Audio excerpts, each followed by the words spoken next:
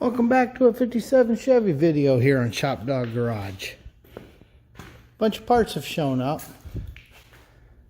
Rear end's out. It's down in the paint booth. He's going to make that all pretty.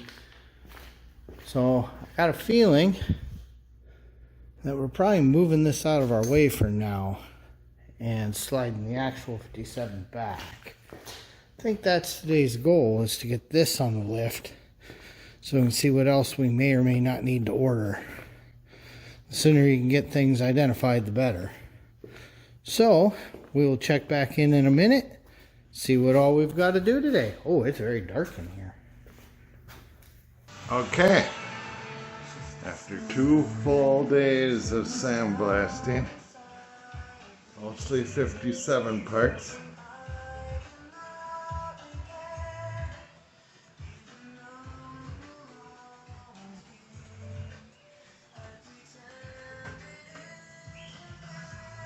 two full days, no breaks, dawn till dusk. No, not really dawn, but till dusk. And then in here,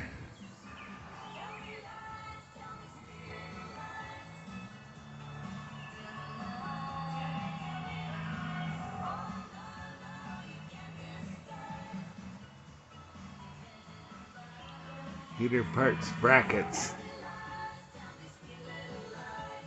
jacks,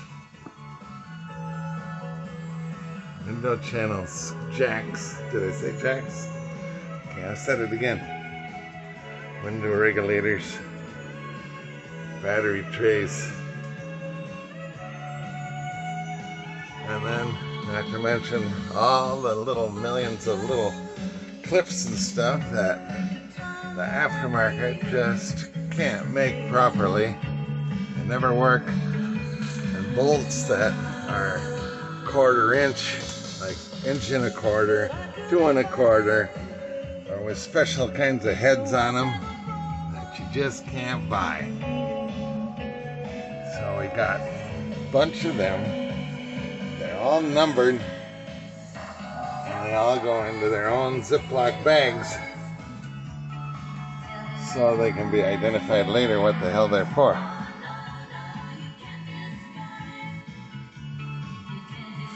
Tons of stuff. Now we get to DP40 all this. That's primer, if you don't know what the heck I'm saying. Okay? If anybody thinks this is easy, come and help. Okay, so we've got that out. And then we'll pull the car back, pick that up, and then slide the frame into the other room. Okay, we've got this one ready to come up so we can see just how bad things are. But when he was in here cleaning, look at all the stuff he found. Even some 22 shells. I mean, this is why all of this has to be done. And because we go to the bigger gas tank, we don't need this spare tire well. The gas tank will wind up here just like on the 55. So yeah, he's got a lot of work to do here. Okay, so we got her up for the first time in quite some time. Somebody at some point put a hook here and pulled it. You can see that. Luckily, it's not the frame we're using. Just looking, this is... Wow, look at, they did it here too. Oh, they dragged it from both sides. It was probably stuck somewhere. Somebody put a chain in with grab hooks on both sides. Yanked on it and discovered the frame was a little older there. Frame's turned. That's okay.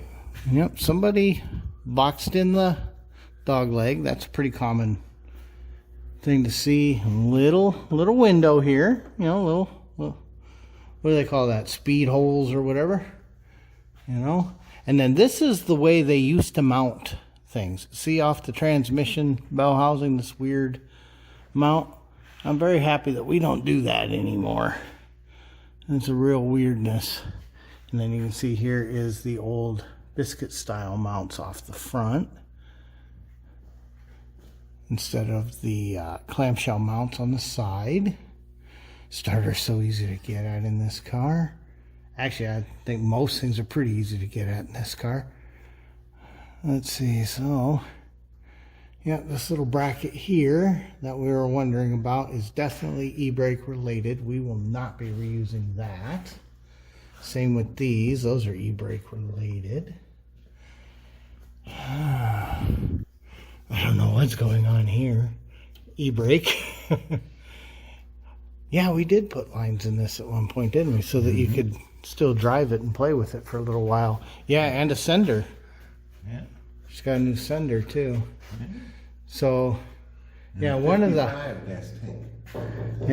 fun things that you like to do is, even before you restore them, you still like to play with them and see what you like and don't like about the car. So we had to make sure it drove enough for him to figure out what he did and didn't like about it and what he wants it to be when it grows up. But yeah, just a little worn and tired.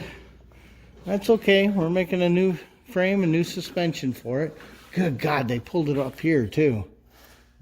And then this frame horn. Okay, yeah, so this is what it's supposed to look like, all four of those. And this is what happens when you throw a chain on the back of a truck and then just slam it on the truck instead of pulling nice and slow. So, but this car's a little old, 1957. So who knows? That could have happened so long ago. And this, of course, is why he has a new floor. Right there is not much left. Once again, 1957. My favorite, though, the wooden spacer. Kept the floor level. Yeah, little exhaust mount off the frame. So, okay. Always worth taking a look. Okay, so frame's sitting in here now. And we kind of went over what else can go. We're not going to be using these e-brake locations. We don't need that e-brake location. And we're not going to use one of those style bell housings. So those can go just like on the 55, because we'll wind up going to a newer style cross member that we can place wherever we want it, because we're going to have to, yeah, we don't need any of that bell cranky stuff. This stays. Yes, we're going to want that for, well, you know, if we stick with a manual clutch, which on a car like this, there's so much room, why wouldn't you? And they came with them, so it's a little easier. And then when we place engine mounts, that's going to dictate where this cross member can be.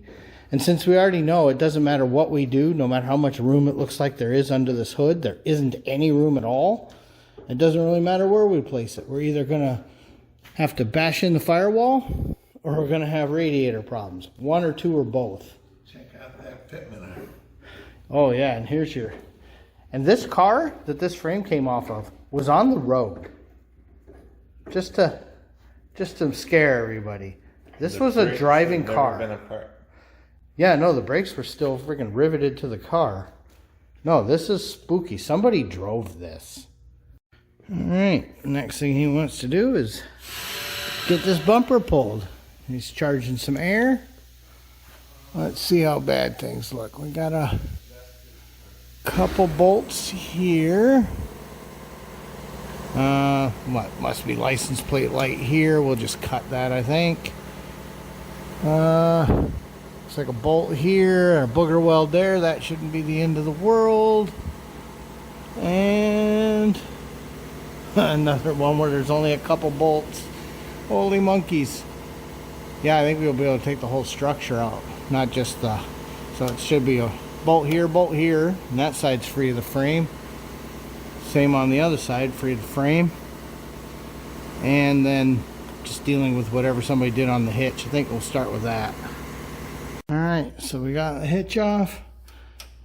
Now these two bolts are still here, but the nuts are off. This one's out. We're getting ready to pop that out.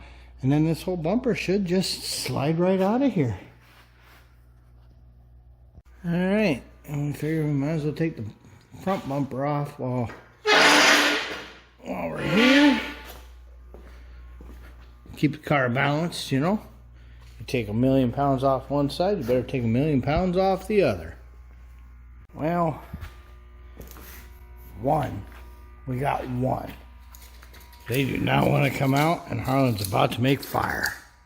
Well, and then the theory that you can't be stuck if you're liquid, I don't know if that smoke is coming across or not, but that is really hot. Okay, those 3 are done. And 2 more to go over here. Unfortunately, I'm short, so I gotta stand on that when I'm playing with the torch. Okay, I'm not left-handed, but I got a phone out of my pocket and got it on there. This is what you gotta do. You gotta get them red hot, hit it with the air gun, chuck it all in a bucket of water so it cools. Well, it might not have been as easy as we'd hoped. It was pretty much exactly what we expected, because you see stuff like this. We gotta get this bolt off. The nut's still here. Not much of it left. You even look at some of these in here, and we even broke one. Let's see. Unfortunately, that's what rust does. What do you do? Boy, is this being painful. Finally got that one. These have these weird security screws that we keep having to drill out because they're rusty and they won't come out. But to do this side, we got to pull the filler neck. So, always fun. Okay, that was fun.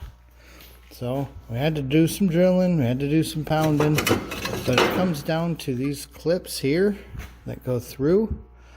I think back in 1957, you could have used force and popped them up.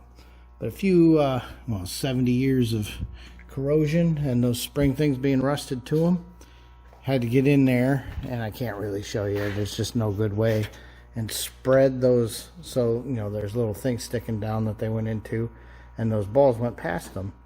Well, now they can't come back up. Had to go in and spread them all out. We had to take the filler neck out to do it. And then once it's out, this piece is tapered. That slides right here. And yeah, that was just loads and loads of fun. So you can see the top piece is like that. And then this piece on this side is just, we're actually not sure what it's for because nothing actually caught on it like it does on this side. And then some screws go in, well, okay, 2 screws go into it, but I think it just made this structural. So anyway, we got that trim off. We had to draw out a few screws. That's what happens. But there, we got somewhere. Well, with that, I think that's about all we're going to get on here. Harlan just reminded me that he took some footage while I was out on vacation. Yeah. Don't think there was any point in even trying to patch this. I think he made the right call with the full floor. So, it is what it is. I think this car is basically just a VIN and a roof. A couple little bits. But when he's done, it'll all be brand new.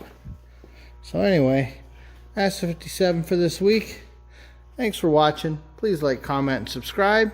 We're going to toss it over to ShopRex. ShopRex says, put your tools away or else.